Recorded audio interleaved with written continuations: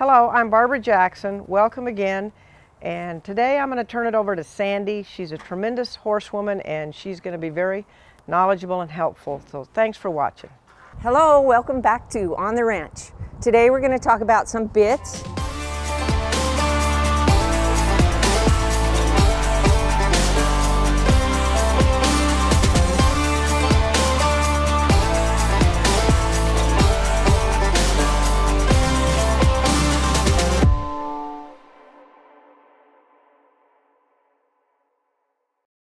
Working in the store, we get people who come in and say, can you help me find a bit for my horse? So we have to ask some questions about what disciplines are you doing with your horse? Are you working circles in the arena? Are you trail riding? Are you trying to get some sliding stops? Are you roping?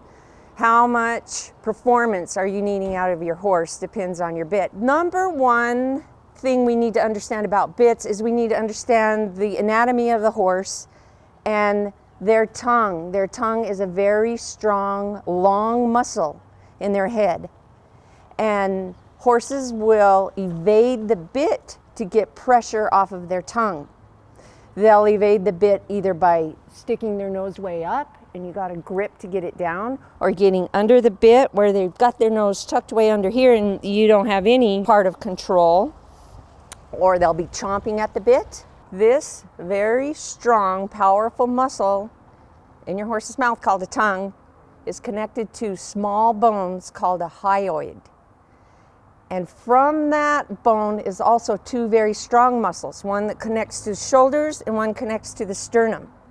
So when you have tongue pressure on your horse, or your horse is uncomfortable in his mouth here, it's affecting his whole body just from the connection of the tongue to those muscles.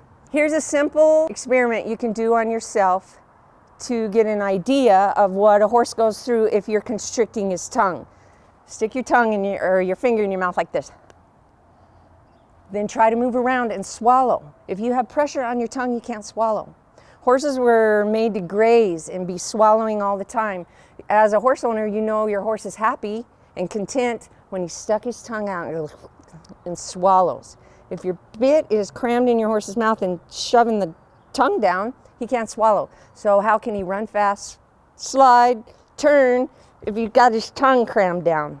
Another test you can do on yourself to feel how a bit is going to feel in your horse's mouth is to put the bit in the crook of your arm like this, close, and then pull on it like Chelsea's doing, and then twist it. Pick up one side and the other, and then you can feel it pinch and see that this is going to pinch your horse's tongue. A smoother bit, like this curb bit, you stick in here and you move it around and voila. There's 7 points on the horse's head that your bit controls. I'm just going to talk about a couple of them. Is the pole, the curb or the chin under here where you put your curb strap, your tongue of course, the bars of the horse's mouth, and the upper palate. Your horse's tongue, just like us when we're resting, is always at the top of your mouth. So the palate is always being touched by a bit. If you choose a kind, smooth bit, it's going to be more comfortable in your horse's mouth with a curb to allow for their horse's tongue to pull back and swallow. In our store, we carry a variety of bits. Bits from the basic beginning snaffle bits. Here is a simple loose ring snaffle. The bars are large. This would be good for a young horse.